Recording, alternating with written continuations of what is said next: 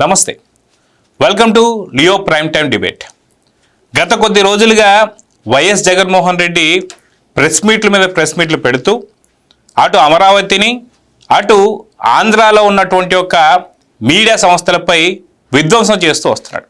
అయితే ఈరోజు అచ్చెన్నాయుడు గారు మాట్లాడిన మాటలు, అదిగాక జగన్మోహన్ రెడ్డి గతంలో చేసినటువంటి ఒక కార్యక్రమాల గురించి ఈరోజు మాట్లాడారు. సో ముందుగా అచ్చెన్నాయుడు గారు ఏమన్నారు ఒకసారి మీకు వినిపిస్తాను. నీ తండ్రి చచ్చిపోయినప్పుడు ఎక్కడ ఉన్నావు నువ్వు? తండ్రి బయటపడక ముందే నువ్వెందుకు సంతకాలు పెట్టావు? నీ బాబాయ్ ఎలాగ చనిపోయాడు మీరు చూడండి ఒక్కసారి. రాజశేఖర్ రెడ్డి చనిపోవడం గాని, వివేకానంద చచ్చిపోవడం గాని ఒకే ఒక్క ఆయన లాభం పొందాడు. ఎవరు? జగన్మోహన్ రెడ్డి ఒక్కలే తప్ప లాభం పొందిన వాళ్ళు ఒక్కలున్నారా?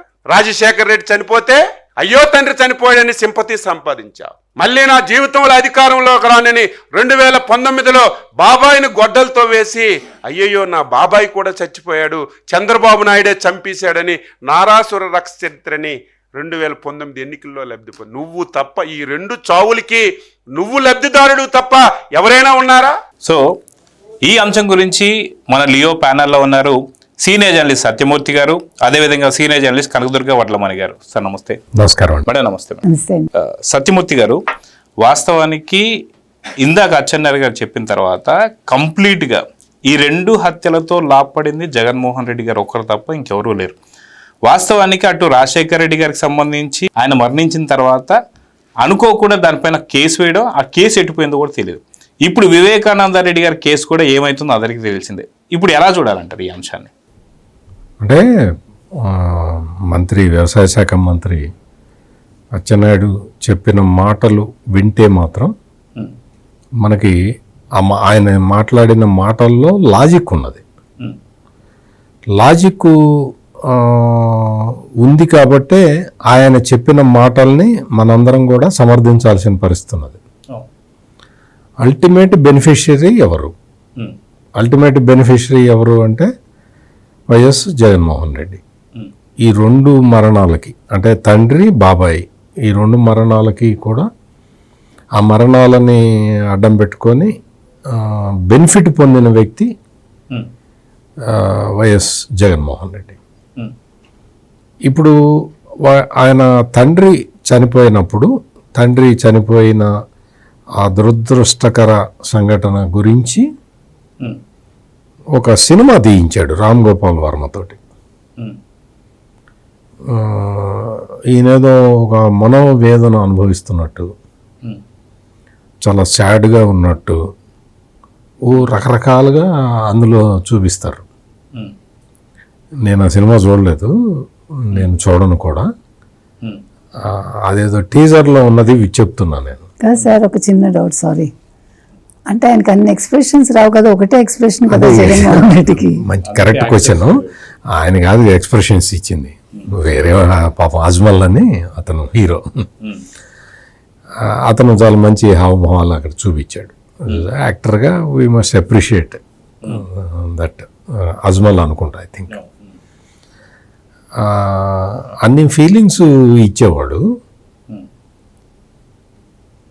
వాళ్ళ నాన్న ఎక్కడ? పావురాలగుట్ట. అక్కడికి ఎందుకు వెళ్ళలేదు? వెళ్ళాడా? జగన్మోహన్ రెడ్డి పావురాలగుట్ట దగ్గరికి వెళ్ళాడా? జగన్మోహన్ రెడ్డి వాళ్ళ తండ్రి ముఖ్యమంత్రిగా ఉండి దురదృష్టవశాత్తు హెలికాప్టర్ ప్రమాదంలో మరణించిన చోటికి వెళ్ళాడా? ఇప్పుడు మరణించే ఎన్ని సంవత్సరాలు అవుతుంది సార్? అటు ఇటుగా దాదాపు 12 సంవత్సరాల పైన. ఇప్పటిదాకా వెళ్ళారు, ఇప్పటిదాకా. అంటే ఎవరైనా సరే, ఏ కొడుకైనా సరే, ఉన్నది కూడా ఒకటే ఒక కొడుకు కదా. తండ్రి హెలికాప్టర్ ప్రమాదం ఎలా జరిగింది? ఆతృత ఉంటుంది కదా, ఎట్లా జరిగింది ఎట్లా అని చెప్పి ఆయన చనిపోయిన ప్లేస్కి వెళ్ళి అవన్నీ చూసుకొని రావాల్సిన బాధ్యత ఉన్నదా లేదా? నాకు తెలియక అడుగుతున్నా, మీరు చెప్పండి. ఖచ్చితంగా చూడాలి. వెళ్ళాడా మరి? ఇప్పటిదాకా వెళ్ళలేదు. అంటే ఈ క్వశ్చన్ జగన్మోహన్ రెడ్డిని అడిగితే ఏం సమాధానం చెప్తాడు? బహుశా ఏం చెప్పడు. ఎందుకు అంటే అతను పచ్చి అవకాశవాది కాబట్టి. జగన్మోహన్ రెడ్డి రాజకీయ వారసత్వాన్ని ఎటు నుంచి ఎటు చూసినా చిన్నాన్న తీసుకుంటున్నాడు. రాజశేఖర్ రెడ్డి తర్వాత అంత మంచి వ్యక్తి వైఎస్ వివేకానంద రెడ్డి. వైఎస్ వివేకానంద రెడ్డికి ఏదైనా పని అప్పగిస్తే ఆయన పని చేసి ఆ కాగితాలని మన ఇంటికి తీసుకొచ్చి ఇస్తాడు. వైఎస్ వివేకానంద రెడ్డిని సొంత తమ్ముడుగానే కాకుండా రాజకీయ వారసుడిగా వైఎస్ రాజశేఖర్ రెడ్డి చూసుకుంటున్నాడు అనేది పులివెందుల్లో ఉమ్మడి కడప జిల్లాలో యునానిమస్గా ప్రజలు మాట్లాడుకునే మాటలు. అంటే వైఎస్ రాజశేఖర్ రెడ్డి రాజకీయ వారసత్వం వైఎస్ వివేకానంద రెడ్డికి వెళుతున్నది. This is basic fact. Rajasekhar Reddy ముఖ్యమంత్రి అవుతాడు అని చెప్పి ఈ జగన్మోహన్ రెడ్డి అనుకోలే.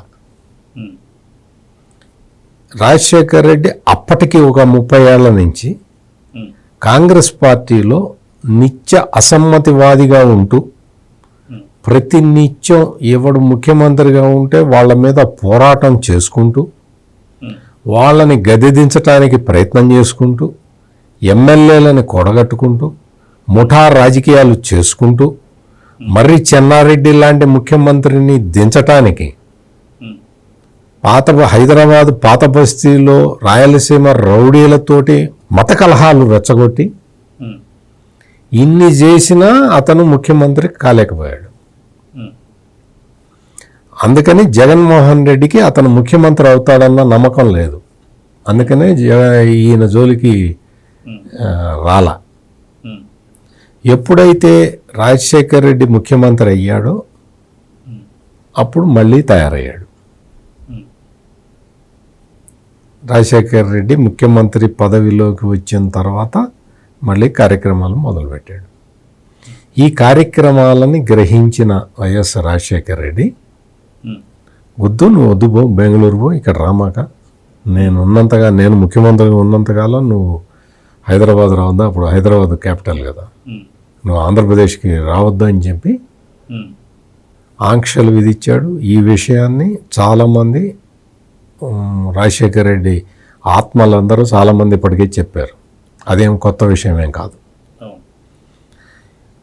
అటువంటి జగన్మోహన్ రెడ్డి తండ్రి ఎప్పుడైతే చనిపోయాడో, తండ్రి చనిపోయిన తర్వాత ఆ ప్లేస్కి వెళ్ళటం, చూడటం, అక్కడ శ్రద్ధాంజలి ఘటించటం, ఇటువంటి కార్యక్రమాలు చేయకపోగా తండ్రి శవం అక్కడ ఉండగానే సంతకాల సేకరణ చేయించాడు అనేది ఇప్పటికే చాలామంది చెప్పారు. చాలామంది సాక్ష్యాలు, ఆధారాలు కూడా సమర్పించారు. అంటే తండ్రి ముఖ్యమంత్రి కాబట్టి నాకు ముఖ్యమంత్రి ఇవ్వాలి అని వైఎస్ జగన్మోహన్ రెడ్డి సోనియా గాంధీని అడగటం, సోనియా గాంధీ దాన్ని తిరస్కరించటం, ఇవన్నీ జరిగినాయి. మన కళ్ళ ముందరే జరిగినాయి ఇవన్నీ.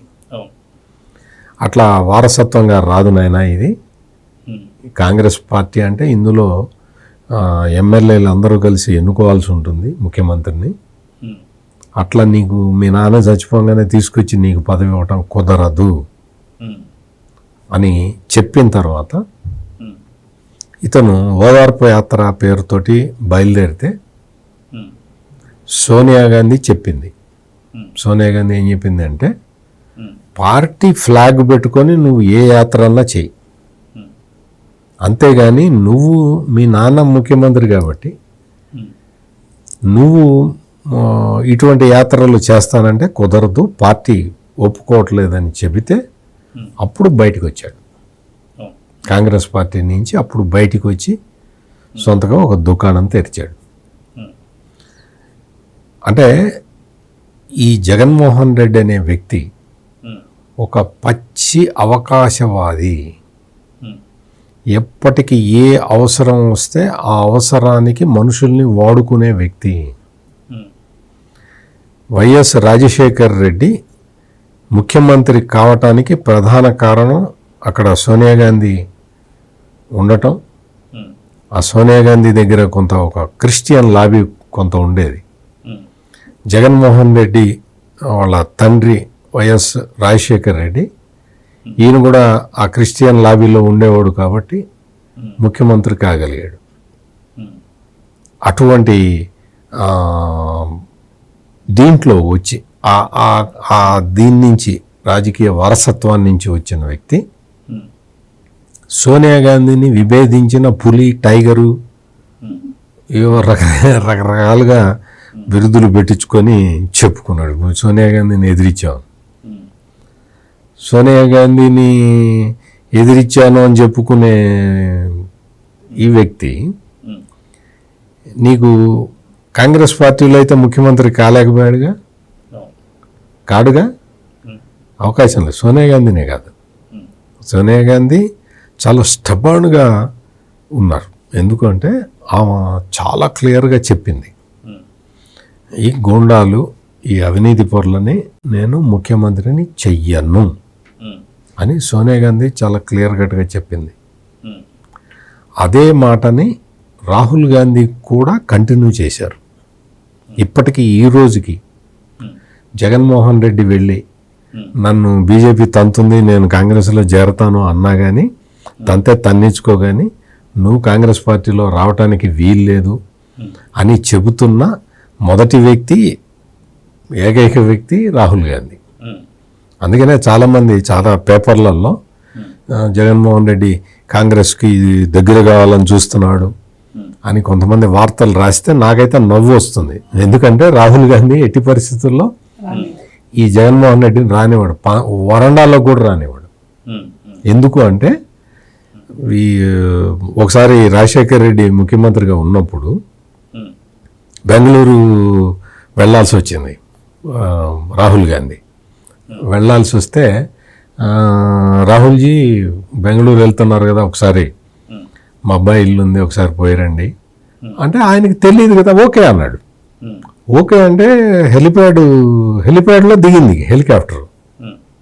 అక్కడి నుంచి హెలిప్యాడ్లో దిగితే కార్ ఏది, మనం ఆయన ఎవరో రాజశేఖర రెడ్డి కొడుకు ఇంటికి వెళ్ళాలి కదా అన్నట్ట.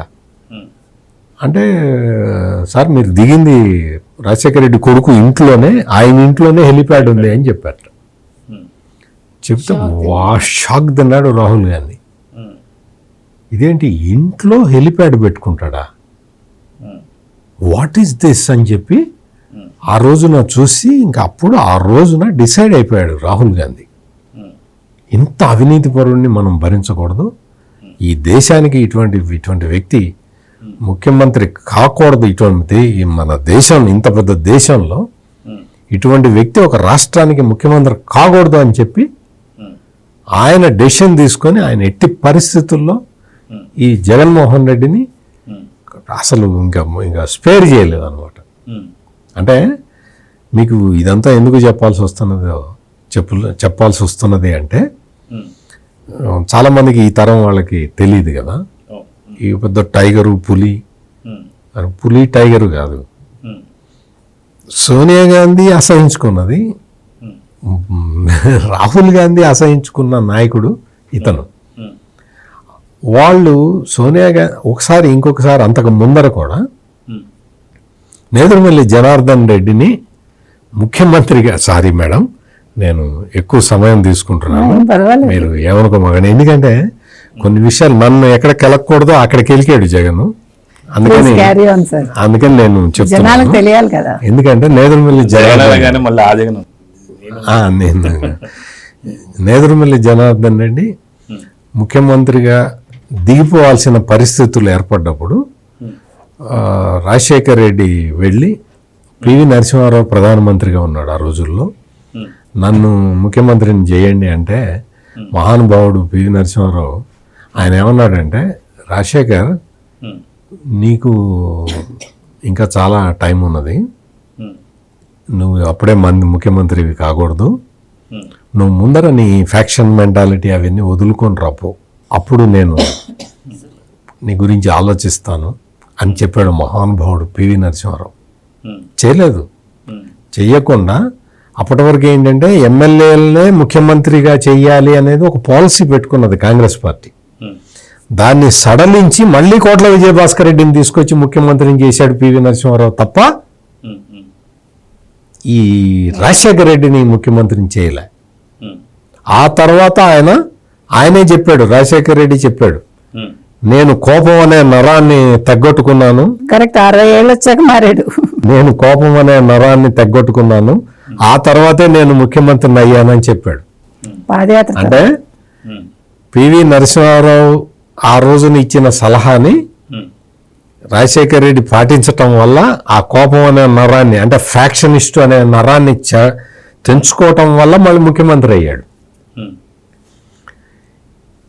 ఈ జగన్మోహన్ రెడ్డికి కూడా పివి నరసింహారావు లాంటి మహానుభావుడు ఎవడన్నా ఉంటే చాలా మంచి సలహాలు చెప్పుండేవాడు. అంటే ఇతనికి వినడు కానీ అది వేరే విషయం. పివి నరసింహారావు గారు లేరు కాబట్టి నేను ఒక సలహా చెప్తున్నా, కొంచెం పద్ధతిగా ఆలోచించు, సిస్టమేటిక్గా ఉండు, రాజకీయమే జీవితం కాదు.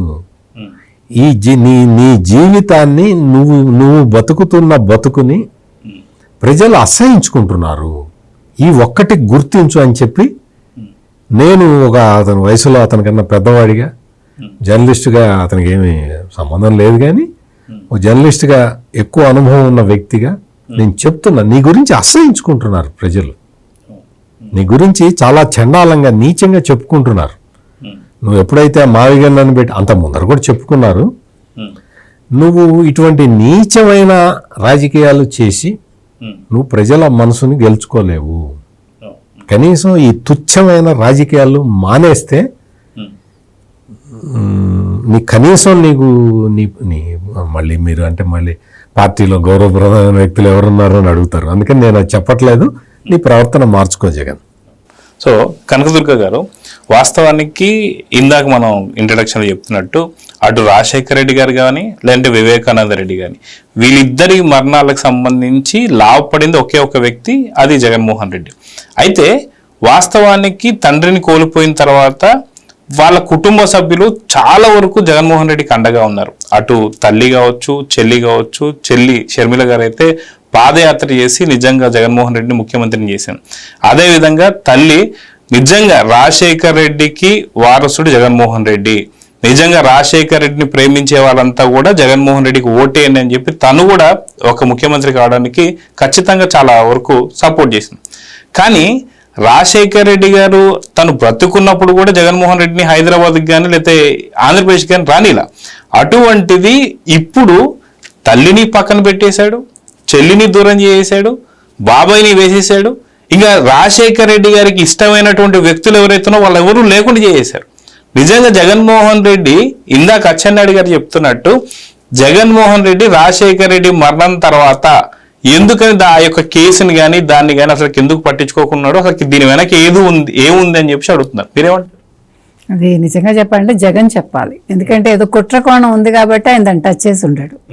ఆ కుట్రకోణం ఏంటో ఆయనకు తెలిసి ఉండాలి. అంతకుముందు రిలయన్స్ తిట్టినవాడు మళ్ళీ రిలయన్స్ మనిషికే రాజ్యసభ సభ్యత్వం ఇచ్చాడు కదా, పరిమళ నత్వాని. పరిమళ నత్వానియా జత్వానీనా అంటే ఇక్కడ ఏదో జరిగింది కదా. సో ఆ విషయాలు బయటకు రాకుండా ఇప్పుడు ఏమంటే ఏ కేసు తెరిపించాడు? తండ్రి కేసు తెరిపించలేదు, బాబాయ్ కేసు పట్టించుకోలేదు. అందుకని ఆయన వాటి జోలికి వెళ్ళాడు. ఇప్పుడు ఎందుకు వెళ్ళాడంటే ఇక్కడ నిజంగా అసలు జగన్మోహన్ రెడ్డి అంత తెలివైన వాడు రాజశేఖర రెడ్డి కాదేమో, వివేకానంద రెడ్డి కూడా. ఎందుకంటే వాళ్ళ చావుల మీద ఈయన ఒక ఏమంటారు పదవి అనే ఒక భవనాన్ని లేకపోతే సింహాసనాన్ని ఆయన అమర్చుకున్నాడు కదా. ఎవరైనా కూడా చచ్చిపోతే ఏడుస్తారు. సార్ అడిగారు పావురాల గుట్టకి వెళ్ళాడా అని. ఆయన అంత టైం ఏది ఆయనకి? తండ్రి చచ్చిపోతే పావురాల గుట్టకెళ్ళి చూసేంత టైం ఏది పాపం? ఇక్కడ సంతకాల సేకరణలో ఉన్నాడు కదా. అంటే ఈ 17 ఏళ్ళు కూడా టైం కుదరలేదు అప్పుడంటే సంక్రాంతి. ఎందుకండి నాకు ఇప్పుడు పదవి వచ్చాక ఇంకా ఏంటి? ఇంకా అసలు అక్కడ ముందు మనకి రావాల్సిన బెనిఫిట్ వచ్చాక తండ్రి అయితే ఏంటి ఎవడైతే ఏంటి అది మనసు ఉండేవాడికి. ఇప్పుడు మామూలు మనలాంటి మనుషులు అయితే ఏదో పీక్కుతుంది మనకి, అయ్యో మనం వెళ్ళాలి చూడాలి చెయ్యాలి అని. అసలు జగన్మోహన్ రెడ్డి అనే మనిషికి మనసే లేదు ఫస్ట్. ఇప్పుడు వాళ్ళే చెప్తున్నారు కదా ఒక రాక్షసుడు జగన్ అని, వాళ్ళే చెప్పుకుంటున్నారు.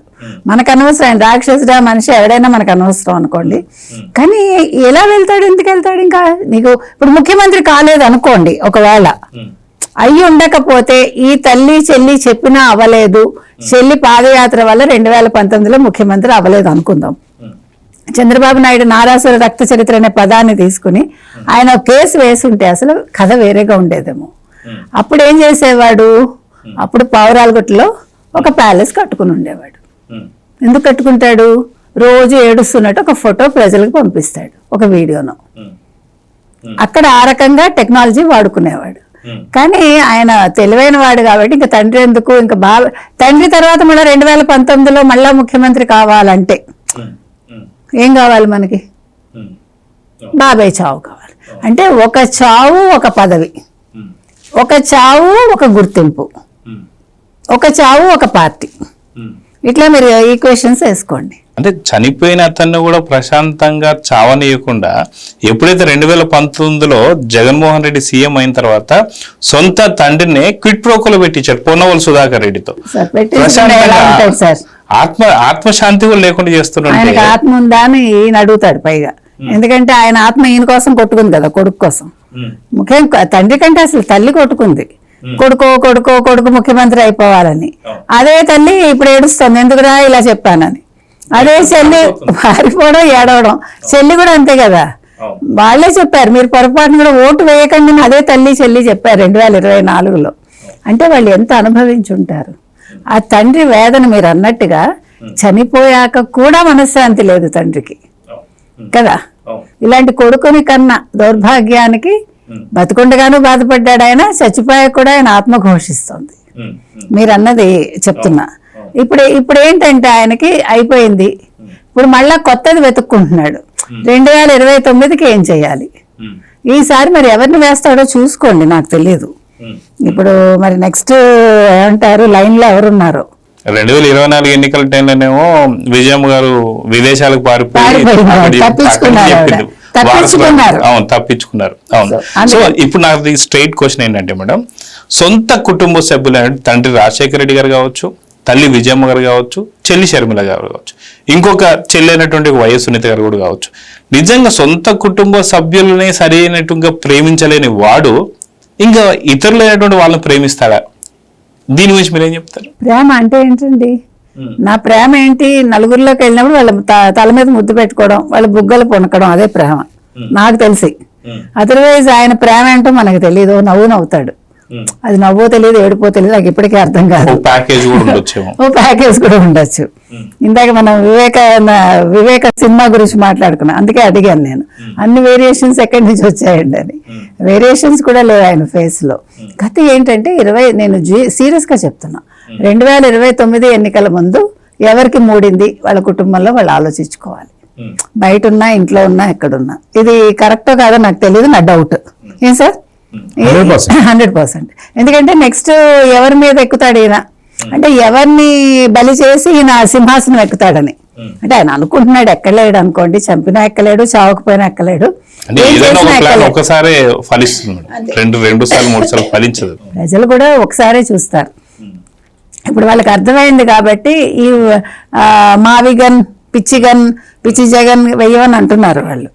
అందుకని ఇవాళ జగన్మోహన్ రెడ్డి పరిస్థితి ఏంటంటే ఏం చేయాలో తెలియదు, లేకపోతే ఫ్లెక్సీలు ఏంటండి మావిగన్ మీద, అసలు ఏం చేస్తున్నాడో ఆయనకే అర్థం కావట్లేదు. ఆయనకు అర్థమైంది ఏంటంటే అమరావతి అనేది రాజముద్ర పడిపోయింది, ఇది చంద్రబాబు నాయుడు సాధించిన విజయం. ఈ విజయాన్ని ప్రజలు సంబరాలు చేసుకోకూడదు, తన క్రెడిట్ లో వేసుకోలేడు. అందుకని ఇప్పుడు మావిగన్ అనే ఒక పేరు తీసుకొచ్చి దీని చుట్టూ వైసీపీ వాళ్ళని తిప్పుతున్నాడు.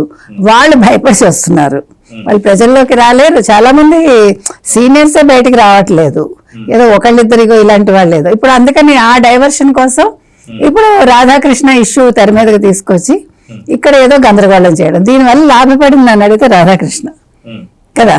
ఇప్పుడు మళ్ళీ అంతర్జాతీయంగా రాధాకృష్ణ ఒకసారి అందరూ తలుచుకున్నారు. సో పోలండి ఒక చెడులో ఒక మంచి అంటారు. అట్లాగా నిజంగా ఆయన ఏం బూతులు మాట్లాడలేదు, అలా ఏం తిట్టలేదు. ఆ విషయం మాత్రం ఒప్పుకోవాలి వీళ్ళలాగా. అందుకే పొద్దున్నే ఇవాళ ABN లో మొత్తం ఎవరు పోసా అని మాట్లాడినవి అవన్నీ వేశారు. ఒకసారి వాళ్ళు విని తరించి ఉండాల్సింది సాక్షి వాళ్ళు, ముఖ్యంగా జగన్మోహన్ రెడ్డి కూడా. అంతే కదా, అలాంటి పదాలు మీరు చెప్తే బాగుంటుంది, అలాంటి వాళ్ళు చెప్తే బాగోదు వినటానికి చెప్పడానికి కూడా. కాబట్టి అది వాళ్ళకి అలవాటు అయిపోయింది. గురువింద గింజల్లాగా వాళ్ళు ఏం చేశారో మర్చిపోతూ ఉంటారు. అందుకని ఇలా మాట్లాడినప్పుడు లేదో ఇది నాయన నువ్వు చేసింది అంటే పోసాని అన్ని స్టేషన్లు తిప్పడం కూడా తప్పులేదండి. నిన్న జగన్మోహన్ రెడ్డి అన్నాడు కదా, మళ్ళా మేము అధికారంలోకి వస్తాము, రాధాకృష్ణన్ అన్ని స్టేషన్లు తిప్పుతానన్నాడు కదా. ఇచ్చాడా ఒకసారి ఆ పోసాని వీడియో చూసుకో, ఆ మాటలకిను రాధాకృష్ణ మాట్లాడిన దానికి తేడా ఏంటో చూసుకో. అప్పుడే మళ్ళా ఎవరిని తిప్పాలో నీకు అర్థం అవుతుంది. మళ్ళీ నువ్వు పోసాన్ని తిప్పుతావు అన్ని స్టేషన్లు. అవును. సో సత్యమూర్తి గారు, తండ్రి చావుతో ఒక పార్టీ, తర్వాత తల్లి చెల్లి సపోర్ట్తో తను రాజకీయాల్లో కొద్ది బలపడ్డం, తర్వాత మళ్ళీ బాబాయ్ హత్యతో సీఎం కావడం, ఇదంతా కూడా చూసాం. కానీ గతంలోకి వెళ్తే చాలా మందికి ఉన్నటువంటి ఒక ప్రశ్న ఏంటి అంటే, రాజశేఖర రెడ్డి గారి వెంట ఖచ్చితంగా సూర్య అని చెప్పి ఒక వ్యక్తి ఉంటుంటాడు, తను పర్సనల్గా ఉంటుంటాడు. అటువంటిది ఆ రోజు ఎందుకని హెలికాప్టర్ ఎక్కలేదు? తర్వాత రాజశేఖర రెడ్డి గారి మరణం తర్వాత వేరీ సూర్య అని చెప్పి చాలాసార్లు ప్రశ్నలు అడిగారు. ఇప్పటిదాకా కూడా దానికి సమాధానం లేదు. సో జగన్మోహన్ రెడ్డి గారి ప్రోత్సాహంతో ఇదంతా జరిగిందని చెప్పి కొంత చర్చించుకుంటున్నారు. దాని నుంచి మీరేం చెప్తారు? అంటే నేను ఆ విషయాల జోలికి మనం పోకూడదు, పోవటానికి మనకు అవసరం లేదు. జగన్మోహన్ రెడ్డి చేసే పనులు ఎట్లా ఉంటాయి అని చెప్పటానికి ఆయన తండ్రి మరణం తర్వాత అతను ప్రవర్తించిన తీరు కరెక్ట్గా చెప్పుకోవచ్చు. తర్వాత వైఎస్ వివేకానంద రెడ్డి అంటే సొంత బాబాయి జరిగిన తర్వాత ఆయన నింపాదిగా స్నానం చేసి సెంటు కొట్టుకొని మెల్లిగా కారులో టిఫిన్ చేసి మెల్లిగా కారులో వెళ్ళిన విధానం, 40 కిలోమీటర్ల స్పీడ్లో బయలుదేరి అక్కడికి వెళ్ళిన తర్వాత అప్పటికి వివేకానంద రెడ్డిని గొడ్డలతో నరికారు అనేది ఎవరికి తెలియదు. అక్కడ పోలీసులకు కూడా తెలియదు, సునీతకి తెలీదు, ఎవరికి తెలియదు, నరమానవుడికి తెలియదు. అంటే ఆ నరికినోడికి తెలుస్తుంది కానీ మిగతా వాళ్ళకి ఎవ్వరికీ తెలియదు గొడ్డలితోటి నరికారు అనేది. అటువంటిది జగన్మోహన్ రెడ్డి గొడ్డలితోటి ఎక్కడెక్కడ ఎలా నరికాడో చెప్పాడు. చెప్పినప్పుడు అప్పుడు ఎవరు కూడా పట్టించుకోలే. నిజంగా అందరూ ఊహించలేదు, ఎవరు కూడా అందరూ షాక్లో ఉన్నారు. అరే వివేకానంద రెడ్డిని నరికి చంపడం ఏంటి, మంచి వ్యక్తి, అతన్ని ఇట్లా నరికి చంపడం ఏంటి అని ఆలోచించారు తప్ప గొడ్డలి అనే విషయం జగన్మోహన్ రెడ్డి చెబుతున్నాడు, ఇతనికి ఎట తెలిసింది గొడ్డలి అని పోలీసులు కూడా చెప్పక ముందరే ఇతనికి ఎట తెలిసిందని ఆలోచించాలి. ఎవరు అంతా షాక్లో ఉన్నారు. అటువంటిది జగన్మోహన్ రెడ్డి క్లియర్గా గొడ్డలితోటి ఇక్కడ నరికారు, బాత్రూంలో నుంచి లాక్కొచ్చి పడేశారు, ఇవన్నీ చెప్పాడు. అవన్నీ చెప్పిన తర్వాత చాలామందికి ఆ షాక్లో నుంచి తేరుకున్న తర్వాత అందరికీ అర్థమైంది ఇతనికి ఎట్ట తెలిసింది గొడ్డలతో నరికినట్టు, ఎవరికి తెలీదే, ఫస్ట్ ఇతను ఎట్ట చెప్పాడు అని అప్పుడు చాలామంది ఆలోచించుకున్నారు. ఆ వెనక నిలబడి చాలా దీన వదనంతో ఉన్నాడు పాపం అవినాష్ రెడ్డి. సార్ అక్కడ మీరు బాగా గమనిస్తారు, మొబైల్ నుంచి చెయ్యి అస్సలు తీయడం లేదు సార్. అక్కడ ఏదో జరిగింది, అక్కడ ఏదో వీడియో రికార్డింగ్ కూడా జరిగింది అన్నట్టు చాలా స్పష్టంగా అనిపిస్తుంది. ఇందాక మీరు అన్నట్టు జగన్మోహన్ రెడ్డి అంత స్పష్టంగా ఎలా చెప్తున్నాడంటే అక్కడ వీడియో కాల్ కూడా చూశారు ఎవరు అనేది.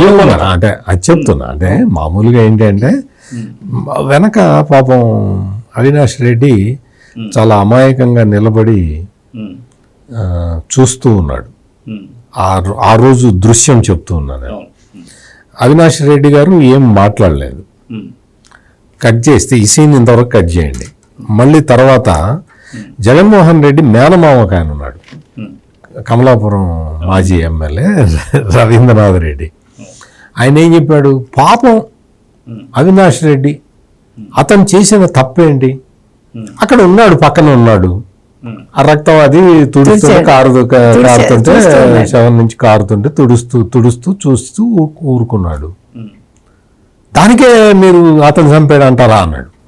అంటే నువ్వు మర్డర్ జరిగిన ప్లేస్లో నువ్వు ఉన్నావు కదా అవినాష్ రెడ్డి, మరి జగన్మోహన్ రెడ్డి అట్లా చెబుతుంటే నువ్వు అమాయకంగా ఇట్ట ఉన్నావయ్యా, ఊరి ఎంత యాక్షన్ అయ్యా, మీరు అందరూ ఆస్కార్ లెవెల్ యాక్షన్ చేస్తూ ఉంటే మీరు ఇప్పుడు కమలాపూర్ మాజీ ఎమ్మెల్యే చెప్పాడు అది. ఒక్కటి చిన్న ఇది, ఇప్పుడు మేనమావ దగ్గర నుంచి వచ్చింది, అవును వాళ్ళే చేశారని చెప్తూ ఉంటాడు కదా.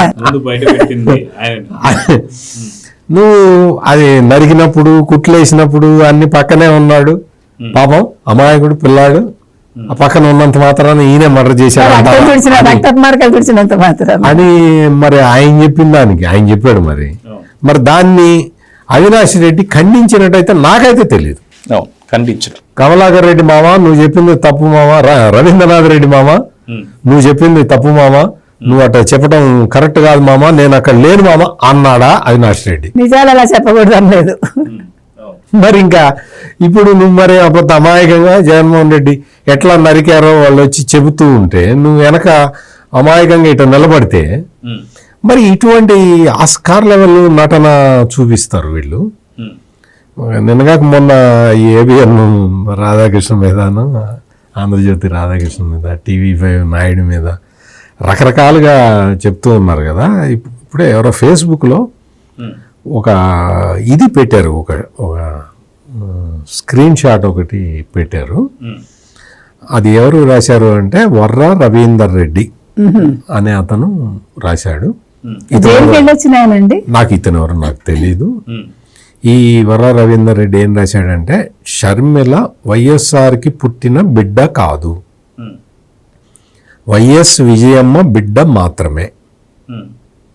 ఇంకొక సెంటెన్స్ ఉంది కానీ అది నేను చదవను, అంత నీచమైన సెంటెన్స్ని నేను చదవను. ఎవరికో అని వచ్చిన తర్వాత, ఇంతకాలం జగనన్న తన సొంత చెల్లెల్లాగా చూసుకున్నాడు, మా జగనన్న దేవుడు అని పెట్టిన దీన్ని స్క్రీన్ షాట్, ఇది ఎప్పుడో పాతది. ఈ స్క్రీన్ షాట్ని ఒక ఆయన ఇప్పుడు ఎవరో ఫేస్బుక్లో పెడితే నేను అదే తీశాను ఇప్పుడు. అంటే ఇదా మహిళల్ని గౌరవించటం, మహిళల్ని గౌరవించటం ఇదా? సొంత చెల్లెలు, సొంత తల్లి, వీళ్ళ మీద ఇట్లా ట్వీట్ పెడితే ఎవరు ఏం చేయాలి అంటే, బాధ్యత గల కొడుకు ఏం చేస్తాడు, జగన్ ఏం చేశాడు? మరి ఇటువంటివి పెట్టే ఆంధ్రజ్యోతి రాధాకృష్ణ మహిళల్ని కించపరిచాడు, టీటీడీ చైర్మన్ బిఆర్ నాయుడు మహిళల్ని కించపరిచాడు అని ఒక గొంతులు వేసుకొని ఎగబడుతున్నారు, రోడ్ల మీద పడి పరిగెత్తుతున్నారు, ఎగబడుతున్నారు. మరి ఇదా తల్లి, నేను చెల్లిని, సొంత తల్లి సొంత చెల్లిని ఇంత అవమానం? ఇది నేను ఊరికే ట్విట్టర్లో పెట్టింది చదివి వినిపించా. అతను రాచమల్లు శివప్రసాద్ రెడ్డి అయితే డైరెక్ట్గా అన్నాడు కదా, ఆయన పబ్లిక్లో అన్నాడు కదా, విజయలక్ష్మి క్యారెక్టర్ని అవమానపరుస్తూ అన్నాడు. అతను నీకు సన్నిహితుడు, నీ ఆస్తుల గురించి అతనే మాట్లాడతాడు. నువ్వు కొంచెం ఆలోచించండి అమ్మా, మీ క్యారెక్టర్లు ఎంత నీచమైన క్యారెక్టర్లని ప్రజలందరూ అనుకుంటున్నారు. మీరందరూ నీచమైన వ్యక్తులు, మీకు అసలు ఉచ్చం నీచం లేదు, మీకు రాజకీయం కోసం మీరు ఎంత ఘాతుకానికైనా పాల్పడతారు అని ప్రజల్లో బలంగా నమ్ముకుపోయినది, మొత్తం నాటుకుపోయినది. అందుకని ఈ రోజున అచ్చెన్నాయుడు చెప్పిన మాటలు కానీ, బాపట్ల జిల్లాలో చంద్రబాబు నాయుడు చెప్పిన మాటలు కానీ అక్షర సత్యాలు. చంద్రబాబు నాయుడు ఏం చెప్పాడంటే అంత ముందర ఒక్కడే ఉండేవాడు సైకో, ఇప్పుడు మొత్తం పార్టీ మొత్తాన్ని సైకోల్లాగా తయారు చేసుకున్నాడు. నిజంగా ఇవన్నీ వాళ్ళు అట్లా ఎందుకు మాట్లాడుతున్నారు అంటే నీ ప్రవర్తన అట్లా ఉంది కాబట్టి, నువ్వు అట్లా చేస్తున్నావు కాబట్టి, రోడ్డు మీదకి వచ్చి రంకెలేస్తున్నావు కాబట్టి, రోడ్డు మీదకి వచ్చి రంకెలు నువ్వు ఇవన్నీ చేశావు. ఓకే జగన్ గారు, నేనేదో ఒక జర్నలిస్ట్గా నేను విమర్శించటం, ఒక జర్నలిస్ట్గా కనకదుర్గ గారు విమర్శించటం లేదు, ప్రజలందరూ అట్లా ఒక చాలా ఇదిగా నీ గురించి చాలా చండాలంగా మాట్లాడుకోవటం, ఇదంతా ఒక ఎత్తు అయితే, ఈరోజు నీ తోడబుట్టిన చెల్లెలు షర్మిల, వైఎస్ షర్మిల నిన్నొక జోకర్ అన్నది. ఆలోచించుకో జగన్మోహన్ రెడ్డి, ఆలోచించుకో. వచ్చి ఊరికే నీ వాస్తవాలు చెప్పే వాళ్ళ మీద నోరేసుకొని పట్టం కాదు. నీ చెల్లెలు నిన్నొక జోకర్ అంది. Joker, you are a joker అన్నది. సమాధానం చెప్పు. నువ్వు జోకరివి కాదా? నువ్వు జోకరివి కాకపోతే నీ ఇంటి పక్కన ఇందాక కనకదుర్గ గారు చెప్పారు కదా, నీ ఇంటి పక్కన పెద్ద ఫ్లెక్సీ పెడతావా మావిగన్ మీద? అది కూడా మళ్ళీ జగన్ ఫోటోనే. ఐఎమ్ సారీ, మళ్ళీ ఏ పేరు చెప్పాడో దానికి సంబంధించిన ఫోటోలు ఏం లేవు అక్కడ. అందుకని Jaganmohan Reddy is a joker అని ఆయన సొంత చెల్లెలు, తోడబుట్టిన చెల్లెలే వైఎస్ షర్మిలే చెప్పారు కాబట్టి ఇంకా మనం ఎంతసేపు మాట్లాడతాం జోకర్ గురించి. సో కనకదుర్గ గారు సత్యమూర్తి గారు పూర్తి కన్ఫ్యూజ్ చేసి పడేశారు. ఇంతటి దాకేమో అక్కడ రాజశేఖర రెడ్డి గారికి సంబంధించి కావచ్చు, వివేకానంద రెడ్డి గారి గురించి కావచ్చు, ఇవన్నీ మాట్లాడుతూ ఒక క్రిమినల్ లాగా, ఇప్పుడేమో సొంత చెల్లి వచ్చి జోకర్ లాగా. ఇదే చెల్లి క్రిమినల్ జోకరా అంటారా? ఇప్పుడు షర్మిల గారు అంటుంది అదే కదా సార్. ఇదే చెల్లి షర్మిల గారు వచ్చేసి వైఎస్ వివేకానంద రెడ్డి గారిలో కాల్ పోయింది ఫస్ట్ జగన్మోహన్ రెడ్డి గారికి. దాదాపు 3:30-4 ప్రాంతంలో జగన్మోహన్ రెడ్డికి మొదటి కాల్ వెళ్ళింది. అది ఫస్ట్ భారతిరెడ్డి గారు తీశారు. తర్వాత జగన్మోహన్ రెడ్డి గారి కింద ఏదైతే మేనిఫెస్టో డిస్కషన్స్ లో ఉన్నప్పుడు పైకి పిలిచారు. పైకి వెళ్ళి కిందికి వచ్చి అజయ్ కల్లాం రెడ్డి గారికి చెప్పారు బాబా ఈజ్ నో మోర్ అని చెప్పేసి. అప్పుడు 4:30-5 అయిందని చెప్పి ఆయన చెప్పారు. చెప్పిన తర్వాత ఇప్పుడు ఆయన క్రిమినలా జోకరా? షర్మిల గారి మాటల్ని 2 విధాలుగా మనం తీసుకోవాల్సి వస్తుంది. ఎలా చూడాలంటారు? జోకర్ ఇంట్లో క్రిమినల్, బయట ప్రపంచం కాదు, అట్లా కాదు. ఇప్పుడు మామూలుగా ఆయన క్రిమినలే, అందులో డౌట్ ఏం అక్కర్లే మీకు. అంత క్రిమినల్ మైండ్ ఎవరికి ఉండదు. ఇక్కడ నేను నిజంగా అప్రిషియేట్ చేయాలి మనం ఎవరు షర్మిలని. అంత నీచంగా మాట్లాడినా ఇంకా అన్నని తను గతి తప్పి మాట్లాడటల్లా. అర్థమైందా మీకు? తను నీచంగా మాట్లాడటల్లా. ఇవాళ జోకర్ అని ఎందుకంటే ఈ మావిగాన్ని ఎప్పుడైతే తెర మీద తీసుకొచ్చాడో దానికోసం అంది ఆవిడ. ఇలాంటి జోకర్ లాగా మాట్లాడుతున్నావు నువ్వు, ఇప్పటికైనా తెలివిగా ఉండు, అమరావతికి ఒక చట్టబద్ధత వచ్చింది అని చెప్పడంలో ఆవిడ ఈ రకంగా చెప్పుంటారని నేను అనుకుంటున్నా. క్రిమినల్ మైండ్ ఎక్కడికి వెళ్ళిపోదు జగన్మోహన్ రెడ్డికి, అది బ్లడ్లో ఊరిపోయింది కదా, తాత దగ్గర నుంచి వచ్చింది. అందుకని ఆ తాత దగ్గర నుంచి వచ్చింది రాజశేఖర రెడ్డికి సగమే వచ్చినట్టుంది, అంటే పూర్తిగా తండ్రి గుణాలు రాలేదు. ఈయన మూర్తి భవించిన తాత కాబట్టి మొత్తం వచ్చి ఉంటాయి. అందుకే 2019 నుంచి 24 మధ్యలో 35,000 మందిని హతమార్చినా సరే ఆయన ఇంకా ఇంత కూల్ గా ఉంటున్నాడంటే అదే అసలు ఆ కూల్నెస్ మనం నేర్చుకోవాలి వద్దా అనే దాని మీద డిబేట్ పెట్టుకోవాలి. అంత అంటే అది నేనేం పొగడట్లేదు ఆయన్ని. కాకపోతే ఏంటంటే షర్మిల చాలా వాస్తవాలు ప్రతిసారి మాట్లాడుతున్నారు ఆవిడ. ఇవాళ మావిగాన్ విషయంలో అన్నను ఒక జోకర్ అన్నది. ఇప్పటికైనా అర్థం చేసుకో, ప్రజలు నవ్వుకుంటున్నారు, నువ్వు ఒక జోకర్ అయ్యావు అనే ఒక సదుద్దేశంతో ఆవిడ చెప్పారు. ఎక్కడో ఇంకా చిన్న ప్రేమ ఉండిపోతుంది కదండి, ఆ తడి అనేది ఆరిపోదు కదా పూర్తిగా. జగన్మోహన్ రెడ్డి లాగా అందరూ ఉండలేరు కదా, అందుకని ఆవిడ ఇంకా కొంచెం బుద్ధి చెప్తోంది అన్నమాట అన్నగారికి. కానీ అది జగన్మోహన్ రెడ్డి తీసుకోడు, అర్థం చేసుకోడు. ఇందాక వారు చదివి వినిపించినట్టుగా అసలు నాకు తెలిసి అంటే ప్రపంచంలో ఏ రాజకీయ నాయకుడు ఇంతవరకు తల్లిని చెల్లిని ఈ రకంగా మాట్లాడి ఉండరు. తల్లి క్యారెక్టర్ అసాసినేషన్ కూడా ఏ రాజకీయ నాయకుడు అంటే తను రాజకీయంగా ఎదగడం కోసం మాట్లాడి ఉండరు, చెయ్యరు. అంటే వాళ్ళు ఏదో వేరే రకంగా అవతల ప్రత్యర్థిని చంపుదామా లేకపోతే ప్రత్యర్థిని ఎట్లా ఓడించాలి అలా ఆలోచిస్తారు తప్ప సొంత కుటుంబంలో సొంత తల్లిని చెల్లిని ఈ రకంగా మాట్లాడి తండ్రిని అవమానించినట్టే. మళ్ళీ వాళ్ళ మీదే తన పునాది నిర్మించుకోవటం అనేది ఇంకా ఇంతకంటే ప్రపంచంలో మనకి ఇంకా మనకు చెప్పడానికి మాటలు కూడా రావట్లేదు జగన్మోహన్ రెడ్డి గురించి. అంటే ఇంత గొప్పగా ఇంకెవడూ ఉండడు అనమాట. అందుకని వాళ్ళ కుటుంబానికి చెప్పేది ఒక్కటే, అది షర్మిల కావచ్చు, విజయలక్ష్మి గారు కావచ్చు, మరొకళ్ళు కావచ్చు, 2029 ఎన్నికలకు ముందు కొంచెం జాగ్రత్తగా ఉండండి మీరందరూ. బయటకు వెళ్ళేటప్పుడు సెక్యూరిటీతో వెళ్ళండి అని మాత్రం చెప్తున్నాను. సో ఫైనల్ గా సత్యమూర్తి గారు, గతంలో తల్లికి సంబంధించి కొత్త కారు 2 టైర్లు ఊడిపోవడం, అదిగాక 2024 ఎన్నికలకి తల్లి విదేశాలకు వెళ్ళిపోవడం, అదేవిధంగా 2019 ఎన్నికలకు ముందు బాబాయి హతమారడం, అదేవిధంగా ఇప్పుడు ఏదైతే అచ్చెన్నాయుడు గారు చెప్తున్నట్టుగా రాజశేఖర రెడ్డి గారి మరణంతో కూడా లాపడింది జగన్మోహన్ రెడ్డి గారు ఒకళ్ళే. రాబోతున్నటువంటి ఎన్నికల్లో కూడా ఇలాంటి పరిణామాలే జరిగే అవకాశాలు జగన్మోహన్ రెడ్డి నుంచి ఎంతవరకు ఉన్నాయంటే ఏం చెప్తారు? ఇంకెవరున్నారు? అందరినీ వేసేసారు కదా, ఇంకెప్పుడు ఎవరున్నారు? ఇంకా అంటే అది లేదు కొత్త. ఇప్పుడు బాబాయ్ని వేస్తాడని మీరు ఊహించారా? ఊహించలేదుగా.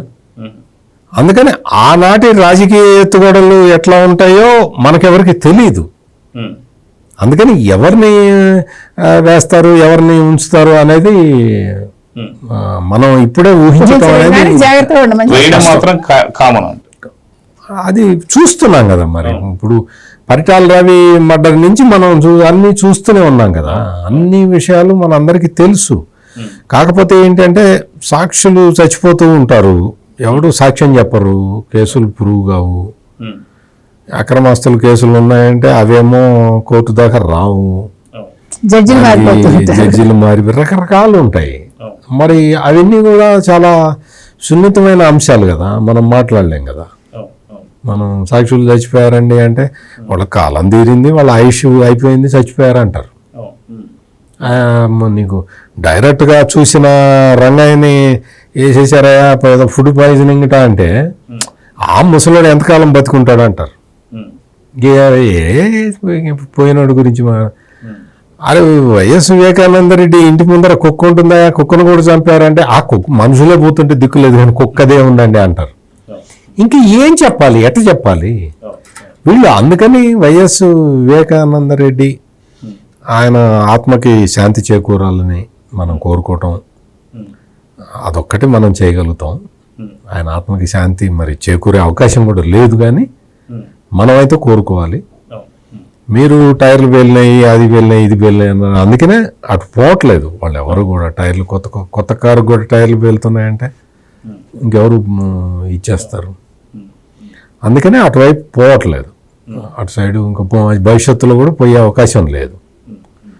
అందుకని జగన్మోహన్ రెడ్డి ఇప్పుడు బాబాయ్ని ఎవరు చంపారు అని అడిగారు ఎలక్షన్ల ముందర. అడిగితే అది మా బాబాయ్కి తెలుసు, దేవుడికి తెలుసు అన్నాడు.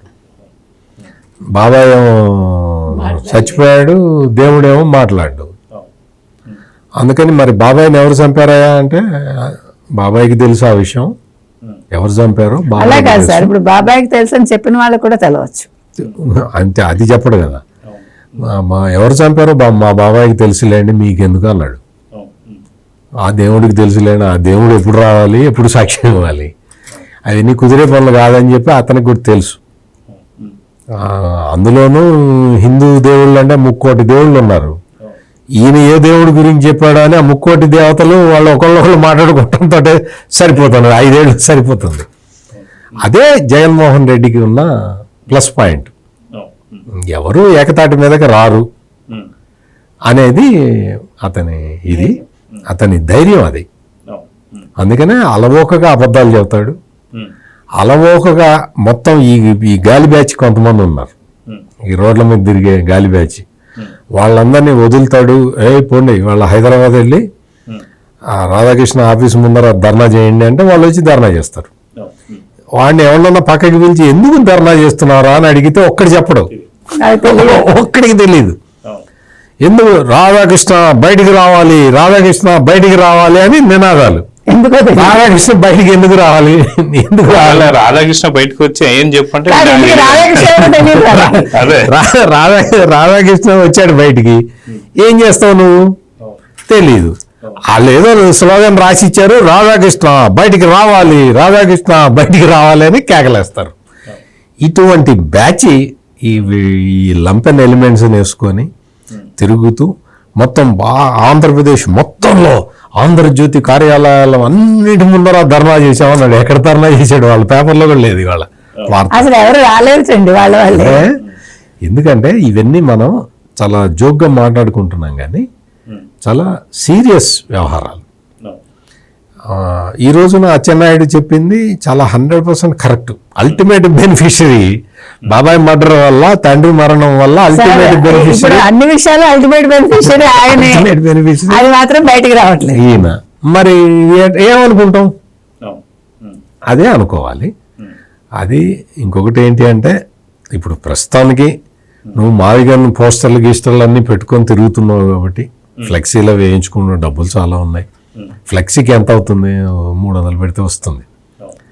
దానికి ఫ్రేమ్ అదే అంటే 2000 అవుతుందేమో.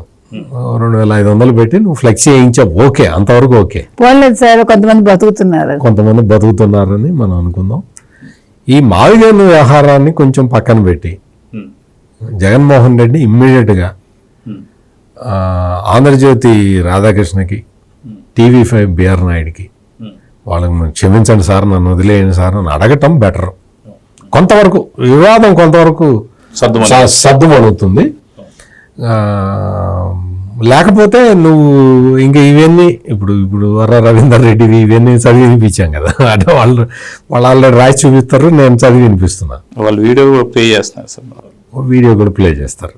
అందుకని ఇప్పుడు మెయిన్గా ఇప్పుడు షర్మిల డ్యామేజ్ కంట్రోల్, ఆఖరికి షర్మిల కూడా నిన్ను జోకర్ అంది కాబట్టి కొంచెం సీరియస్గా వాళ్ళకి క్షమాపణ చెప్తే కొంతవరకు ఏదైనా చూడొచ్చు.